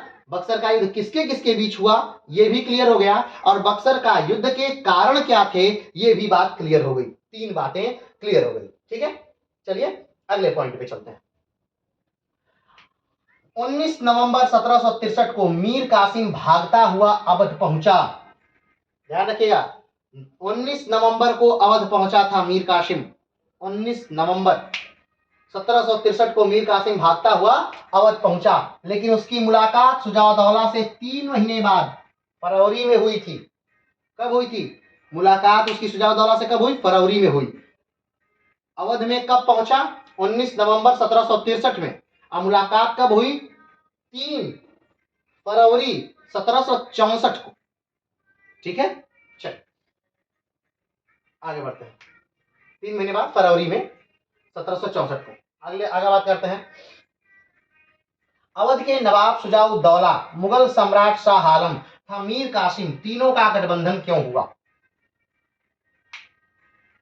क्या पॉइंट है कि आखिर अवध का नवाब, जैसे बंगाल के नवाब युद्ध लड़ रहे थे अंग्रेजों से, तो इनका तो कारण था कि भाई अंग्रेज इनसे युद्ध लड़ रहे हैं, इनको बंगाल की नवाबियत चाहिए, ये बंगाल पर फिर से नवाब बनना चाहते हैं, राज करना चाहते हैं। कौन, मीर कासिम, इसलिए ये बक्सर का युद्ध लड़े। लेकिन जो शुजाउद्दौला है बंगाल का नवाब, वो क्यों लड़ा। ठीक, जो शाह आलम द्वितीय हैं दिल्ली के बादशाह, वो बक्सर का युद्ध अंग्रेजों के विरुद्ध क्यों लड़े। इन लोगों का यानी अवध के नवाब और बंगाल दिल्ली के बादशाह शाह आलम द्वितीय का आखिर क्या फायदा था बक्सर युद्ध लड़ने पर, क्या फायदा? तो वो फायदे पर हम बात करेंगे। मीर कासिम का तो आप जानते हैं, मीर कासिम का मुख्य फायदा था कि ये फिर से बंगाल का नवाब बनना चाहता था। ये अंग्रेजों को सबक सिखाना चाहता था कि तुम हमें ऐसा ऐसा किए, मैं भी तुमको समझाऊंगा, जरूर समझाऊंगा।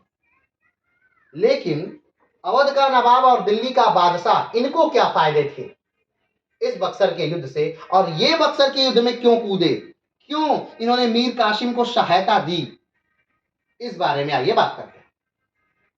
ठीक, तो अवध के नवाब अपने स्वार्थ की पूर्ति हेतु मीर कासिम की सहायता करना स्वीकार किया, क्योंकि वह बंगाल में अपने प्रभाव की वृद्धि करना चाहता था।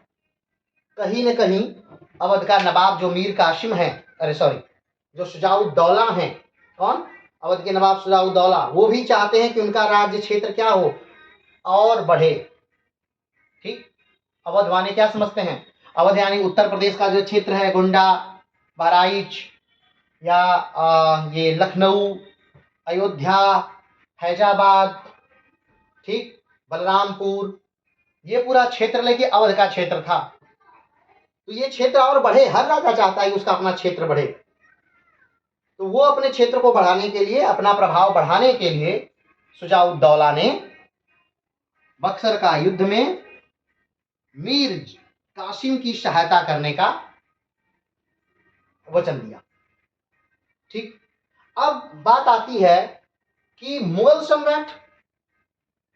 सम्राट आखिर भाई क्यों बक्सर के युद्ध में लड़ना चाह रहे थे, बक्सर के युद्ध में मुगल सम्राट मीर कासिम का साथ क्यों दिए?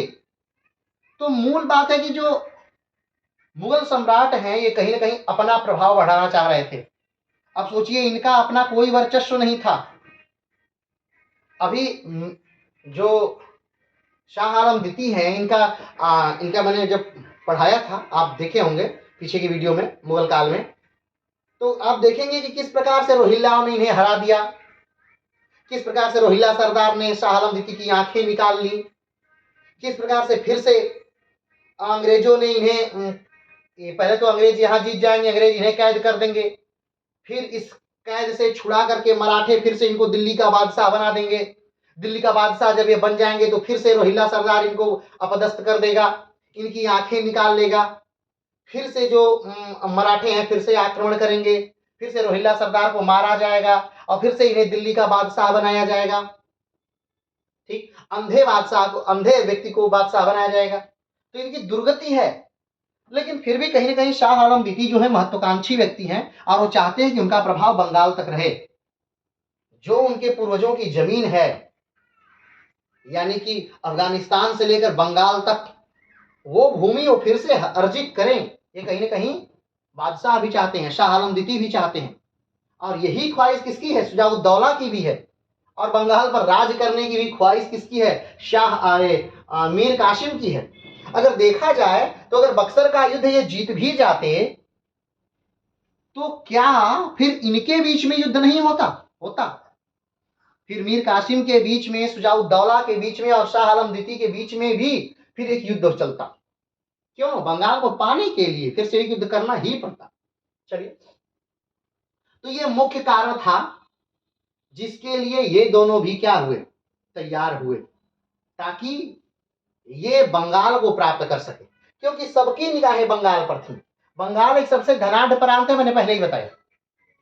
हमने पहले बताया था आपको कि अगर बंगाल पर अंग्रेजों की बजाय फ्रांसीसियों का कब्जा हुआ रहता तो भारत पर अंग्रेजों ने अधिकार नहीं किया होता, बल्कि फ्रांसीसियों ने अधिकार किया होता।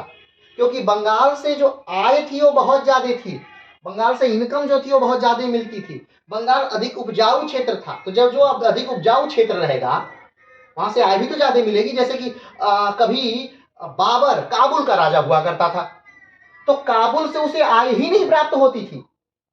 उसने कभी भी, जब भी बाबर से पूछा गया कि आप तो भारत पे आप राज्य कर ली, चलिए काबुल वापस आ जाए, तो कि नहीं, मुझे काबुल नहीं जाना, क्योंकि वहां से उसे कुछ प्राप्त नहीं होता है, आय ही नहीं है, राजा जीवन यापन न कर पाए उस आय पर। तो ये मुख्य कारण थे कि अवध के नवाब शुजाउद्दौला, मुगल सम्राट शाह आलम द्वितीय तथा मीर कासिम, तीनों का गठबंधन हो सका क्योंकि तीनों के तीनों जो थे वो बंगाल को प्राप्त करना चाहते थे। चलिए आगे बढ़ते हैं। शुजा-उद-दौला, शाह आलम द्वितीय, मीर कासिम, तीनों की शक्ति का मूल्यांकन क्या है? तीनों की शक्ति शक्ति कितनी है, इस बात का ये हेडिंग क्या है कि ये जो तीनों है, बंगाल के नवाब, अपदस्थ नवाब, अवध के नवाब और भारत के सम्राट या बादशाह, ठीक, इन तीनों की शक्ति कितनी है अंग्रेजों की अपेक्षा। तो ध्यान दीजिए, जो बंगाल के नवाब हैं वो वर्तमान नवाब नहीं हैं। 1763 में बंगाल के नवाब पटना हत्याकांड करके बंगाल से भाग करके आके अवध में शरण ले लेते हैं। ठीक है, अवध में क्या ले लिए? शरण ले लिए। 19 नवंबर 1763 को मीर कासिम भागता हुआ अवध पहुंच गया। 19 नवंबर अवध में आकर के शरण ले लिए। और 1763 में ही अंग्रेजों ने मीर जाफर को, जो पहले भी बंगाल का नवाब था, 1757 से लेकर 1760 तक बंगाल का नवाब था, उसे फिर से क्या बना दिया था? बंगाल का नवाब बना दिया। ठीक, तो ये अपदस्थ नवाब थे। अब इनके पास क्या था? अगर देखा जाए तो इनके पास सामग्री के लिए क्या था? थोड़ा धन जो अपने साथ भाग कर ला पाए हो, और थोड़े सैनिक। कहा जाता है कि 10 करोड़ का धन, 10 करोड़ रुपए इनके पास थे, ऐसा अनुमान है। लेकिन अब कितना रहा हो, और कहा जाता है कि 20,000 सैनिक इनके पास थे। अब थे या नहीं थे, अलग अलग इतिहासकार अलग अलग मानना है। ठीक है, तो कहा जा सकता है कि इनके पास नहीं ही था, मानिए। ठीक, एक तरह से इनके पास कुछ नहीं है। अब भाग करके एक आदमी जो दूसरे की सहायता लेने के लिए आया, उसके पास क्या ही होगा? दूसरे शाह आलम द्वितीय, दिल्ली के बादशाह, वो अपने ही वजीर से क्या है? परेशान है, क्योंकि उनका वजीर स्वयं दिल्ली पर राज करना चाहता है। तो उससे बचने के लिए, उसकी डर से ये आकर के अवध में शरण लिए बैठे हैं। अब जो स्वयं अपनी रक्षा नहीं कर पा रहा है, वो अवध में आकर शरण लेकर बैठा है, उसके पास क्या ही ताकत होगी। तीसरे बचे कौन? तीसरे बचे शुजा-उद-दौला, अवध के नवाब। तो हाँ, इनके पास ताकत भी थी, इनके पास सेना भी थी, और इनके पास धन भी था, क्योंकि अवध एक संपन्न राज्य है, एक बड़ा राज्य था, और अवध के जो नवाब है, नवाब भी ठीक थे। ठीक है, योग्य नवाब भी है।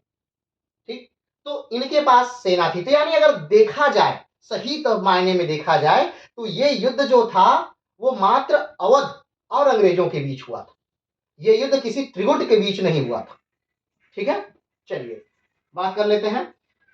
तो अगर हम बंगाल, अवध और दिल्ली के बादशाह की ताकत का मूल्यांकन करें, तो मीर कासिम मात्र एक नाम का ही नवाब था, क्योंकि वह बंगाल से भाग कर आया था, और अंग्रेजों ने बंगाल का नवाब फिर से मीर जाफर को बना दिया था। मीर कासिम के पास धन और सैनिक दोनों ही कम थे, क्योंकि वह इस समय बंगाल का मात्र एक भगोड़ा नवाब था और कुछ नहीं। शाह आलम द्वितीय अपनी सत्ता दिल्ली में नहीं चला पा रहा था। उसका खुद का मंत्री शाह आलम द्वितीय को मारना चाहता था। इसलिए शाह आलम द्वितीय अपनी जान बचाने के लिए अवध में आकर बैठा था। ठीक, अवध का नवाब शुजा-उद-दौला ताकतवर था, उसके पास सेना और धन दोनों ही थे। अगर ध्यान से देखा जाए तो यह युद्ध अवध के नवाब और अंग्रेजों के बीच ही हुआ था। क्लियर है? ठीक, तो अभी तक क्या हमने क्लियर कर दिया? हमने क्लियर कर दिया कि बक्सर का युद्ध कब हुआ था? 22 अक्टूबर 1764 में बक्सर का युद्ध हुआ था। किसके किसके बीच हुआ था? अंग्रेजों का नेतृत्व हेक्टर मुनरो, शाह आलम द्वितीय, मीर कासिम और शुजा-उद-दौला के मध्य ये युद्ध हुआ था। ठीक, बक्सर के युद्ध का कारण क्या था? ठीक, अवध के नवाब शुजा-उद-दौला, मुगल बादशाह शाह आलम और मीर कासिम का गठबंधन क्यों हुआ? किस शर्त पर एक गठबंधन हुआ? और तीनों की शक्ति का मूल्यांकन। अब तक हमने ये इतने टॉपिक क्लियर कर लिए। ठीक है, चलिए अगला युद्ध। अब हम चलते हैं कहां? सीधे युद्ध के मैदान की तरफ हम चलते हैं। किस युद्ध के मैदान में? तो बक्सर के युद्ध के मैदान में। चलिए, तो पहला पॉइंट है, इस त्रिगुट में 40,000 सैनिक थे। त्रिगुट यानी बंगाल के नवाब, ठीक, अपदस्थ नवाब बंगाल के। दूसरा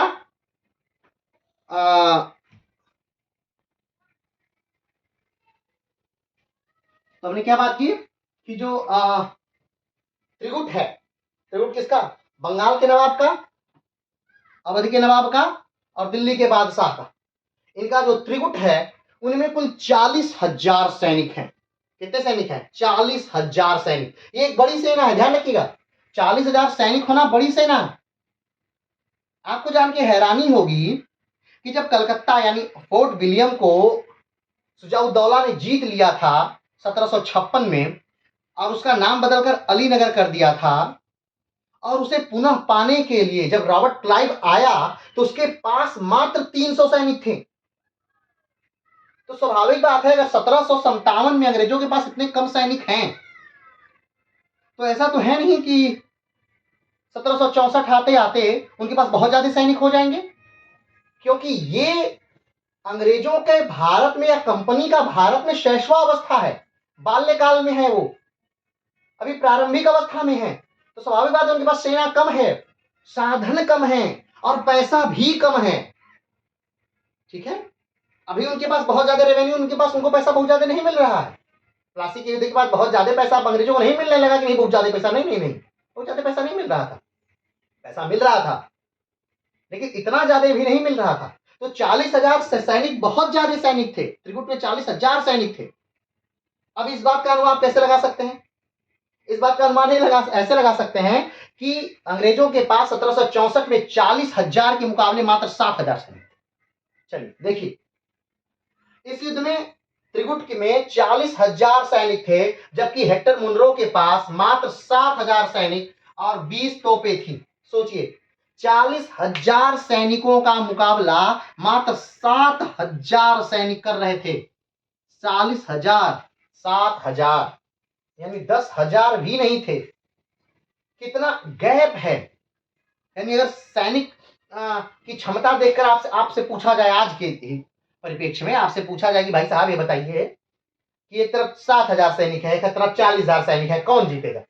तो कभी भी आप नहीं कहेंगे नहीं भाई 40,000 वाले हारेंगे, वो कहेंगे कि ठीक है भाई 40,000 वाले जीतेंगे। लेकिन बक्सर के युद्ध में ऐसा नहीं हुआ। 40,000 सैनिक हारे, कारण क्योंकि नेतृत्वहीन हो गए वो सैनिक। लोग अपने बचाव में रहने लगे, कुछ लोग पीछे होने लगे, कुछ लोग आगे हो रहे हैं, और जो लड़ रहे हैं वो सोच रहे हैं कि मेरे सैनिक क्यों मरे, मैं क्यों लड़ूं आगे आके, वो क्यों नहीं लड़ रहा है, वो क्यों पीछे है, वो क्यों आगे। मतलब इस प्रकार से कचड़ा हो गया। नहीं तो ऐसा नहीं था कि बहुत बहादुर थे अंग्रेज सैनिक और बहुत कमजोर थे ये भारतीय सैनिक, ऐसा नहीं। हमने आपको बताया था कि 1707 में जब अंग्रेज औरंगजेब की मृत्यु हुई थी, उस समय भारतीय अर्थव्यवस्था सबसे बड़ी अर्थव्यवस्था थी, और भारत के जो सैनिक थे वो सबसे बड़े लड़ाके सैनिक हुआ करते थे। सबसे ज्यादा युद्ध लड़ने वाले सैनिकों में से उनकी गिनती हुआ करती थी, वो सबसे ज्यादा युद्ध लड़ा करते थे। लेकिन आज वही सैनिक देख लीजिए, 7,000 के मुकाबले 40,000 सैनिक भी जीत नहीं दिला पा रहे हैं, वो हार जा रहे हैं। चलिए आगे देखते हैं। तो इस त्रिकुट में कुल 40,000 सैनिक थे, जबकि हेक्टर मुनरो के पास मात्र 7,000 सैनिक और 20 तोपें थी। अगला पॉइंट है, इन दोनों सेनाओं का आमना सामना बक्सर में हुआ था। इन दोनों सेनाएं जो लड़ी थी, यानी त्रिकुट एक तरफ और दूसरी तरफ अंग्रेज, ये जो लड़े थे, बक्सर का जो युद्ध हुआ जिसे बक्सर का नाम दिया गया, ये कहां हुआ था? ये बक्सर में हुआ था। अब बात आती है बक्सर कहां है? तो बक्सर वर्तमान समय में बिहार राज्य का एक डिस्ट्रिक्ट है, बक्सर। ठीक, जो गंगा, जहां से गंगा नदी गुजरती है। ठीक है, तो बक्सर कहां है? बक्सर बिहार राज्य का एक डिस्ट्रिक्ट है। बक्सर का नाम, अब बात करते हैं कि बक्सर का नाम बक्सर क्यों पड़ा? तो बक्सर का नाम इसलिए बक्सर पड़ गया, कहा जाता है कि वहां बाघ बहुत जाते रहते थे, तो व्याघसर उसका नाम था। बाद में बाघ खत्म हो गए वहां से, तो अब बक्सर हो पड़ गया धीरे धीरे। ठीक है, वर्तमान में वो कहां है? बिहार में है। बिहार का प्रारंभिक डिस्ट्रिक्टों में से एक है। ठीक है, प्रारंभिक डिस्ट्रिक्ट मतलब समझते हैं ना, मतलब अगर पश्चिम की तरफ से बिहार को अगर लेंगे तो प्रारंभिक डिस्ट्रिक्ट है बक्सर। ठीक है, चलिए। तो भारत के पूर्वी प्रदेश बिहार के पश्चिम भाग में गंगा नदी के तट पर स्थित है कौन? बक्सर। चलिए आगे बढ़ते हैं। संयुक्त सेना के 20,000 सैनिक बक्सर के युद्ध में मारे गए। सोचिए, 40,000 में से 20,000 सैनिक बक्सर के युद्ध में मार दिए गए। 20,000 सैनिक, और लड़ कितने सैनिकों से रहे थे? 40,000 सैनिक 7,000 सैनिकों से लड़ रहे थे। ठीक, और मर कितने गए? 20,000। त्रिकुट में से 20,000 सैनिक मर गए। ठीक, मारे गए। अंग्रेजी सेना के लगभग 847 सैनिक मारे गए। देखिए, एक तरफ 1,000 भी नहीं मारे गए, 847 एक तरफ मारे गए और 20,000 दूसरी तरफ मारे गए। यानी आधी सेना इनकी निपटा दी। कितने लोगों ने? 8 से 900, 850 लोग मान लीजिए। 850 लोगों ने, आधी सेना यानी 850 लोगों ने 20,000 लोगों को मार दिया बक्सर के युद्ध में। चलिए आगे बढ़ते हैं। 3 मई 1764 को बक्सर के लिए संयुक्त सेना निकली कब थी आक्रमण के लिए? बक्सर के लिए संयुक्त सेना कब निकली थी? तो 3 मई को निकली थी। ध्यान रखिएगा, 16 नवंबर को मीर कासिम कहां पहुंचा? अवध पहुंचा। फरवरी 1764 में मीर कासिम से सुजाउ दौला मिले। ठीक, और मई में बक्सर के लिए सेना निकली। अक्टूबर यानी फरवरी के बाद मार्च, अप्रैल, मई यानी 3 महीने फिर बाद 3 महीने 1764 में बक्सर के लिए संयुक्त सेना निकली। इस सेना की अगुवाई नागा साधु की टुकड़ी कर रही थी। जो सुजाउद्दौला है अवध के नवाब, उनकी जो एक मुख्य टुकड़ी थी, नागा साधुओं की जो टुकड़ी थी। अब सोचिए, अवध के नवाब हैं, मुसलमान हैं, और उनकी टुकड़ी में नागा साधुओं का एक दल है जो इस युद्ध का नेतृत्व कर रहा है। एक तरह से जो सबसे आगे है, युद्ध की कमान संभाले हुए है, नागा साधुओं का जो दल है वो सबसे आगे है और वो युद्ध का नेतृत्व कर रहा है। तो यहां पर हम बस इस बात को जोर देके इसलिए बता रहे हैं क्योंकि उस समय तक भारत में अभी धर्म की बातें नहीं थी। ये उसी प्रकार से है जिस प्रकार से हल्दी घाटी के युद्ध में अकबर की सेना का नेतृत्व एक हिंदू कर रहा था, एक क्षत्रिय कर रहा था, राजपूत कर रहा था, और राणा प्रताप की सेना का नेतृत्व एक मुसलमान कर रहा था। ये उसी प्रकार से है। ठीक, तो यहां पर भी आप देख सकते हैं। ठीक, तो जो धर्म की बातें हैं कि इस्लाम, हिंदुत्व, इसमें भेदभाव, लड़ाई झगड़ा, ये आज की राजनीति में हो रहा है।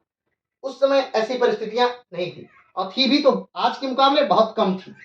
चलिए आगे बढ़ते हैं। तो 3 मई 1764 को बक्सर के लिए संयुक्त सेना निकली। इस सेना की अगुवाई नागा साधु की टुकड़ी कर रही थी। अगला पॉइंट है, शाह आलम द्वितीय ने अंग्रेजों की अधीनता स्वीकार कर ली। क्या हुआ युद्ध में? क्या हुआ? युद्ध ये लोग हार गए, मीर कासिम भाग गया, युद्ध हार गए ये लोग, संयुक्त सेना युद्ध हार गई। मीर कासिम कहां भाग गया उसका कहीं पता नहीं चला। जो सुजाउद्दौला था वो बोला कि ठीक है, जो आप कहेंगे हमें मंजूर है। जो शाह आलम द्वितीय थे उन्होंने भी सरेंडर कर दिया, उन्होंने भी कहा ठीक है, जो आप कहेंगे हमें मंजूर। चलिए, शाह आलम द्वितीय ने अंग्रेजों की अधीनता स्वीकार कर ली। बंगाल पूरी तरह से बक्सर के युद्ध के बाद कंपनी के अधीन हो गया। अभी तक बंगाल जो था वो पूरी तरह से कंपनी के अधीन नहीं था। कंपनी ने मात्र एक पैर बंगाल में रखा था, भारत में एक सिर्फ पैर रखा था, लेकिन अब वो पैर नहीं, अब एक पैर नहीं था। अब अंग्रेज पूरी तरह से बिस्तर लगा के बंगाल में सो सकते थे। क्यों? क्योंकि इस बक्सर के युद्ध ने बंगाल के साथ साथ अवध और दिल्ली को भी अंग्रेजों को गिफ्ट दे दिया कि ये लीजिए। चल आगे बढ़ते हैं। मीर कासिम बक्सर के युद्ध के से भाग गया और फिर कभी कोई उसके बारे में नहीं सुना। कुछ इतिहासकार कहते हैं कि वह भीख मांगते हुए कलकत्ता की सड़कों पर मर गया। मीर कासिम उस युद्ध से, बक्सर के युद्ध के मैदान से ही मीर कासिम भाग गया। कहां गया मीर कासिम, कहां भाग के गया मीर कासिम, ये किसी को पता नहीं चला। कुछ इतिहासकार मानते हैं कि बंगाल की सड़कों पर ही भीख मांगता हुआ मीर कासिम मर गया। कुछ इतिहासकार मानते हैं कि मीर कासिम नेपाल भाग गया। कुछ इतिहासकार मानते हैं कि उसी युद्ध के मैदान में ही मर गया। लेकिन अब मीर कासिम का क्या हुआ ये नहीं पता। ठीक, मीर कासिम कहां गया, मरा, भाग गया, जीवित था, फिर उसने कभी अपना परिचय नहीं दिया, फिर वो कभी उठकर सामने नहीं आया, या हो सकता है तो वो मर गया। तो फिर मीर कासिम का कभी पता नहीं चला। लेकिन जो दो बड़े चेहरे थे, सुजाउद्दौला और शाह आलम द्वितीय, इन लोगों को इलाहाबाद की संधि झेलनी पड़ी। ठीक, ये विश्वास अंग्रेजों को भी नहीं था कि वो तो बंगाल को लेना चाह रहे थे। अभी तो अवध पर उनका कोई ध्यान ही नहीं था, कोई मतलब ही नहीं था अवध को लेकर के। लेकिन वो बंगाल के साथ साथ उनको अवध मिल गया, अवध के साथ साथ उनको दिल्ली मिल गया। वो तो फूले नहीं समा रहे थे। सोचिए, वो ये तक नहीं समझ पाए बक्सर के युद्ध के बाद कि आखिर में इन तीनों को हरा करके हमने इन तीनों को हरा दिया, अब हमें करना क्या है, इनसे संधि कौन सी करनी, इनसे चीजें क्या लेनी होने, ये तक नहीं समझ में आया हेक्टर मुनरो को। इसीलिए खत लिखा गया, रॉबर्ट क्लाइव जो इंग्लैंड में था उसको खत लिखा गया, उसको बुलाया गया 1765 में इंग्लैंड से रॉबर्ट क्लाइव। सोचिए, फिर से भारत आता है। रॉबर्ट क्लाइव का एक कार्यकाल बंगाल के गवर्नर के तौर पर समाप्त हो चुका है। बंगाल के गवर्नर के तौर पर रॉबर्ट क्लाइव का एक कार्यकाल जो है समाप्त हो चुका है। कब से कब तक? तो 1757 से 1760 तक रॉबर्ट क्लाइव का एक कार्यकाल समाप्त हो चुका है। दूसरा जो बंगाल का गवर्नर है वो कौन है? वेल्सी-टाट है, जो कार्यकाल 1760 से 1765 तक किया। लेकिन फिर से जब रॉबर्ट क्लाइव को आप बुलाएंगे तो ये कह के नहीं ना बुलाएंगे कि भैया आइए संधि करके फिर चले जाइएगा। तो उसे फिर से गवर्नर जनरल का पद दिया, सॉरी, बंगाल का गवर्नर बनाया गया कि ठीक है चलिए आप आइए, फिर से इन तीनों से कुछ संधि करिए। तो और फिर वो आया 1765 से, वो बंगाल का गवर्नर बनकर दूसरे कार्यकाल के लिए 1765 में आया और फिर 1767 तक वो भारत में रहा। यानी दूसरा कार्यकाल भी उसने भारत में क्या किया? पूरा किया। तो ध्यान रखिएगा, दो कार्यकाल रॉबर्ट क्लाइव ने भारत में अपना पूरा किया। एक पहला कार्यकाल 1757 से 1760 तक और दूसरा कार्यकाल 1765 से 1767 तक। क्यों 1765? ध्यान रखिएगा, 1765 में दो बातें हो गई। एक, 1765 में रॉबर्ट क्लाइव का दूसरा कार्यकाल शुरू हुआ और 1765 में ही इलाहाबाद की संधि हुई। और इलाहाबाद की संधि कब होगी? तो रॉबर्ट क्लाइव के आने के बाद होगी। क्यों? क्योंकि हमने पहले ही कहा अंग्रेजों को समझ में ही नहीं आ रहा था कि वो इन तीनों से या इन दोनों से क्या संधि करें, क्या मांग लें, क्या ले लें। ये तो छोटी चीज लेने गए थे। ये तो उसी प्रकार था कि जैसे गए थे हम फिल्म देखने, शाहरुख खान की कोई मूवी देखने, और वहीं पर शाहरुख खान मिल जाए, कहे हाय हेलो कैसे हो। तो ये उसी प्रकार से था। चलिए आगे बढ़ते हैं। बक्सर के युद्ध में इन तीनों संयुक्त सेनाओं को हराने के बाद हेक्टर मुनरो को यह नहीं पता था कि इनसे क्या समझौता करना है। उसने कलकत्ता के अपने अधिकारियों को पत्र लिखकर पूरी तरह से स्थिति बताई। इसके उपरांत पुनः रॉबर्ट क्लाइव को पत्र के माध्यम से बुलाया गया, जो 1760 में चला गया था। 1757 में प्लासी का युद्ध होता है। प्लासी के युद्ध में अंग्रेजों को जीत दिलाकर 1760 तक क्लाइव भारत में रहा। 1760 में क्लाइव चला गया तो उस समय कार्यवाहक के तौर पर हॉलवेल था। हॉलवेल कार्यवाहक के तौर पर कुछ दिन रहा। तब तक भारत में आ जाते हैं वेल्सी-टाट, जो बंगाल के गवर्नर के तौर पर वेल्सी-टाट आ जाते हैं। और वेल्सी-टाट कब तक रहते हैं? 1765 तक। 1765 में जब क्लाइव को पुनः बुला लिया जाता है तो वेल्सी-टाट गवर्नर पद से हट जाते हैं, वो पुनः चले जाते हैं। और फिर भारत का गवर्नर कौन बन जाता है, या कलकत्ता बंगाल का गवर्नर कौन बन जाता है? तो फिर से क्लाइव बंगाल का गवर्नर बन जाता है। और 65 से 67 तक क्लाइव फिर से बंगाल का क्या रहेगा? गवर्नर रहेगा। ठीक है, तो अभी तक आपने तीन गवर्नरों को देख लिया, रॉबर्ट क्लाइव, वेल्सी-टाट और फिर से रॉबर्ट क्लाइव। ठीक है, लेकिन रॉबर्ट क्लाइव और वेल्सी-टाट के बीच एक कार्यवाहक गवर्नर भी था, जिसका नाम आप ध्यान रखिएगा, जिसका नाम है हॉलवेल। क्लियर है? चलिए आगे बढ़ते हैं। अभी ध्यान रखिएगा, ये बातें अभी और होंगी, अभी भी क्या हुआ वो बातें और होंगी, लेकिन अब क्लाइव की बात आती है तो थोड़ी सी क्लाइव की बात कर लेते हैं। 1743 में जब क्लाइव इंग्लैंड से मद्रास आया तो उसकी उम्र मात्र 18 साल की थी। जब क्लाइव कंपनी में ज्वाइन करता है और ज्वाइन करके उसकी भारत में पोस्टिंग की जाती है मद्रास में। मद्रास में सबसे पहले क्लाइव आया था, जब भारत में आया इंग्लैंड से वो मद्रास आया था। उस समय क्लाइव की उम्र मात्र 18 साल की थी और वो भारत में मात्र एक क्लर्क के पद पर भारत आया था। ठीक, एक कंपनी में एक सबसे छोटे पद पर, आप इतना बस समझ लीजिए कि एक कंपनी में एक सबसे छोटे पद पर वो क्लर्क की हैसियत से भारत आया। लेकिन धीरे धीरे अपनी योग्यता के बल पर क्लाइव भारत का यानी कि बंगाल का गवर्नर के पद तक पहुंचा। और सोचिए, एक ऐसा गवर्नर जिसका कार्यकाल 1760 में समाप्त होता है, वो इंग्लैंड चला जाता है और ढेर सारा धन उसके पास है उस समय। फिर कंपनी को उसकी जरूरत है 64 में बक्सर के युद्ध के बाद, फिर से उसे बुलाया जाता है, वो 65 में फिर आता है और फिर से बंगाल का क्या होता है, गवर्नर होता है। चलिए 18 साल की थी, साल 1967 में जब 2 बार गवर्नर बनने के बाद हमेशा के लिए भारत से रवाना हुआ, तो यहां उसकी दौलत 4,01,102 पाउंड के बराबर थी। ठीक है, उसकी दौलत कितनी है, 4,01,102 पाउंड, यानी बहुत रुपया ये पाउंड में है, इसको रुपए में कन्वर्ट करेंगे तो बहुत ज्यादा पैसा होगा। ठीक है, तो जब वो वापस जा रहा है, यानी 1767 में जब क्लाइव जा रहा है वापस, तो सोचिए वो कितना धन लेकर के जा रहा है। ठीक, हमेशा के लिए। दिलचस्प बात यह है कि गवर्नर के दूसरे कार्यकाल में उसे कंपनी के भीतर फैले भ्रष्टाचार को खत्म करने का काम सौंपा गया था, लेकिन 1772 में ब्रिटिश संसद में उसके ऊपर खुद भ्रष्टाचार के आरोप पर सफाई देनी पड़ी।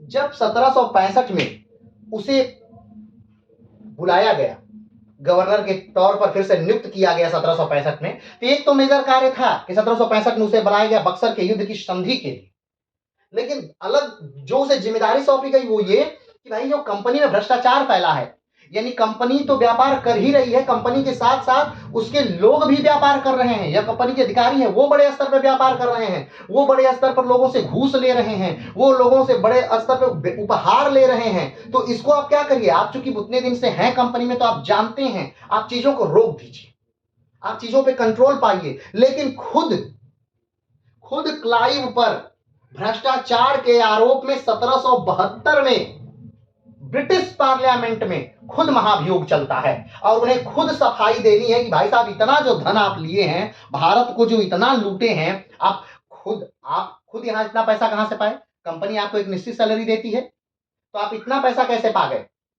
तो उस समय जो क्लाइव की सफाई थी, वो बात को यहां पर नोट किया गया है, वो बात क्लाइव की सुनने योग्य है कि वो क्या कहता है, किस प्रकार से कहता है। और एक बात ये हम भी जानना चाहेंगे कि अगर आप क्लाइव के स्थान पे होते तो आप क्या करते। चलिए अब बात क्लाइव की देखते हैं। ठीक है, भ्रष्टाचार के आरोप में सफाई देनी पड़ी, सरकार के उसके उक्त संपत्ति के स्रोत संदेहास्पद लग रहे थे, उसे भ्रष्टाचार के आरोप में बरी तो कर दिया गया, लेकिन 1774 में उसने आत्महत्या कर ली। 1772 में उस पर महाभियोग चलता है। 1772 में जब 1767 में अपना दूसरा कार्यकाल समाप्त करके क्लाइव इंग्लैंड पहुंच गया। ठीक, पहला कार्यकाल कब से था, 1757 से 1760 तक क्लाइव का पहला कार्यकाल था। वो बंगाल का गवर्नर रहा।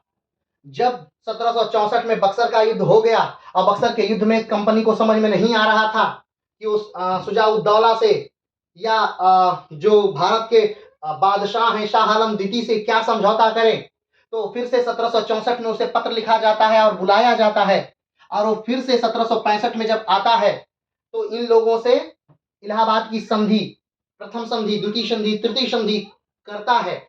और उसका ये दूसरा कार्यकाल है, 1765 से लेकर 1767 तक वो बंगाल का दूसरी बार क्या रहता है, गवर्नर रहता है। और दूसरी बार उसे मुख्य कार्य दिया गया था इस भ्रष्टाचार, कंपनी में पहले भ्रष्टाचार को, घुसखोरी को, बेईमानी को, अपराध को नियंत्रित करना। लेकिन जब वो वापस चला जाता है, जब ब्रिटेन जाता है, तो बहुत धनवान है, ब्रिटेन के सबसे अमीर आदमियों में से उसका नाम है, वो पार्लियामेंट का खुद सदस्य है, और उस पर क्या चलता है, महाभियोग चलता है।